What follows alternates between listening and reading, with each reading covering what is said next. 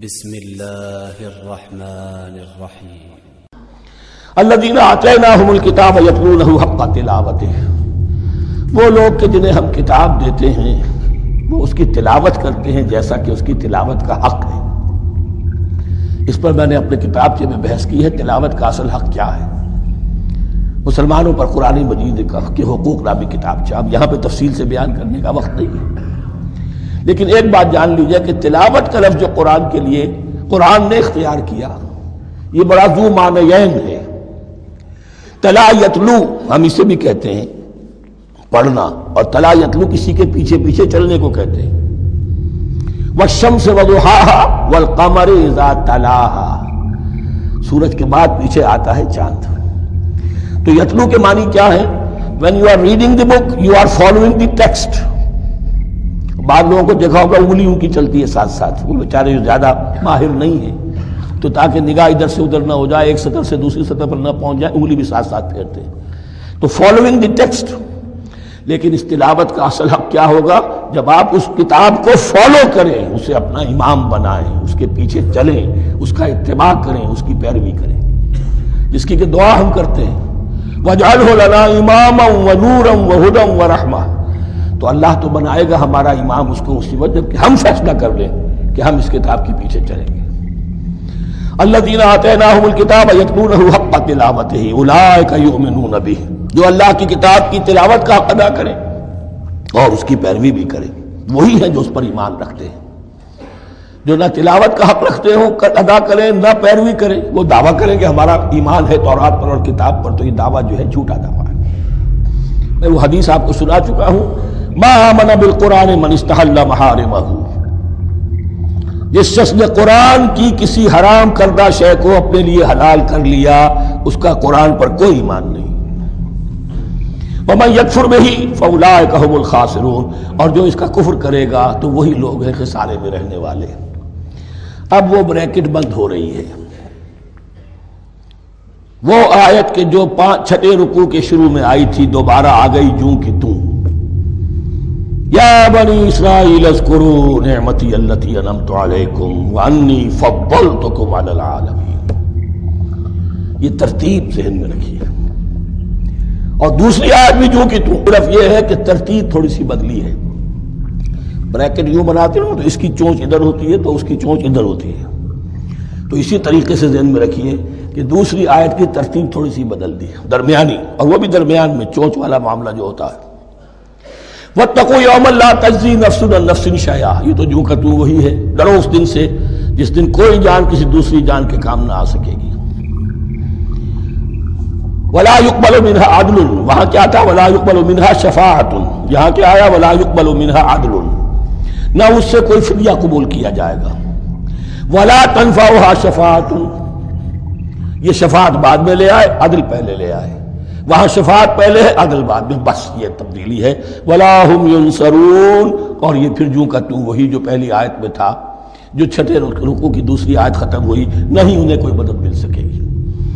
یہ جو حصہ تھا جو تقریباً 10 رکوعوں پر مشتمل تھا، سورہ بقرہ کے 18 رکوع کہ جن میں روح سخن ہے سابقہ امت مسلمہ کی طرف، 4 رکوع بڑے عموم کے حامل تھے، لیکن بین السطور وہاں بھی اشارے موجود تھے، روح سخن جو تھا وہ بنی اسرائیل کی طرف۔ 10 رکوعوں میں صراحت کے ساتھ ساری گفتگو ہونی سے ہے، الا یہ کہ ایک جگہ مسلمانوں سے خطاب کر لیا، کچھ آخر میں اہل مکہ کا تذکرہ بھی ہو گیا۔ اب اس کے بعد ذکر شروع ہو رہا ہے حضرت ابراہیم علیہ السلام کا۔ وہ بات سمجھ لیجئے کہ کیا وجہ ہے اس کی۔ دیکھیے حضرت ابراہیم کی نسل کی یہ 2 شاخیں چلی، ویسے تو 3 ہیں۔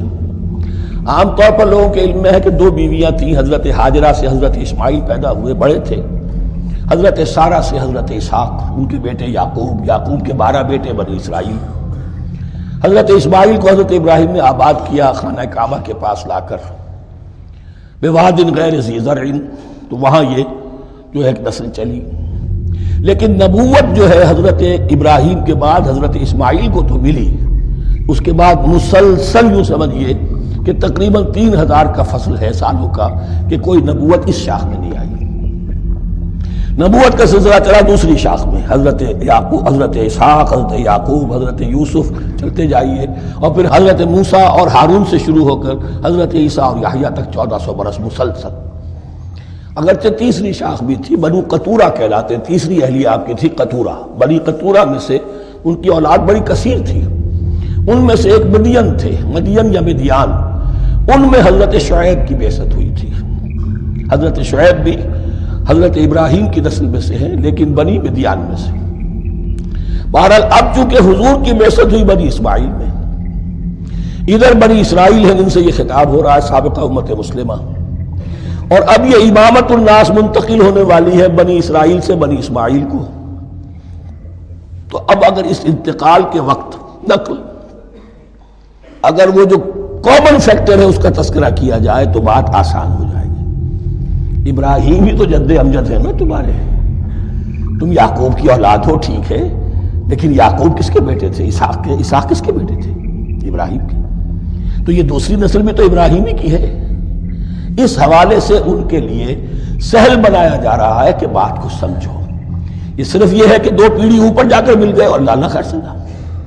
اور حضرت ابراہیم نے خانہ کعبہ کی تعمیر کی اور اسے اب مرکز بنانا ہے اہل توحید کا، لہذا یہ ساری گفتگو اب شروع ہو رہی ہے۔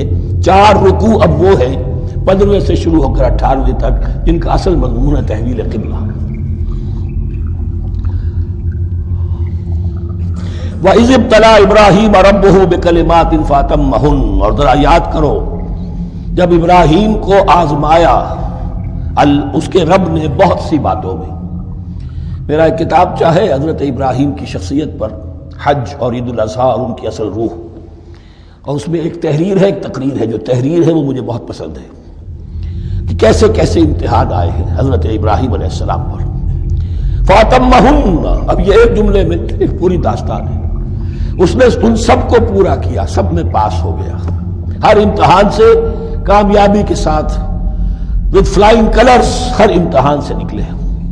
قال انی جاعلک للناس اماما، تب ہم نے کہا اے ابراہیم اب میں تمہیں نوع انسانی کا امام بنانے والا ہوں۔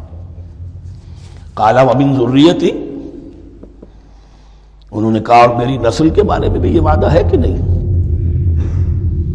قال لا ینال عہد الظالمین، فرمایا میرا یہ عہد ظالموں سے متعلق نہیں ہوگا۔ مطلب کیا ہوا کہ تمہاری نسل میں سے جو صاحب ایمان ہوں گے، نیک ہوں گے، سیدھے راستے پر چلیں گے، ان سے ہمارا وعدہ ہے، لیکن نسلیت کی بنیاد پر نہیں ہے کہ جو بھی تمہاری نسل میں سے لازماً وہ اس وعدے کا مصداق بن جائے۔ اللہ العظیم۔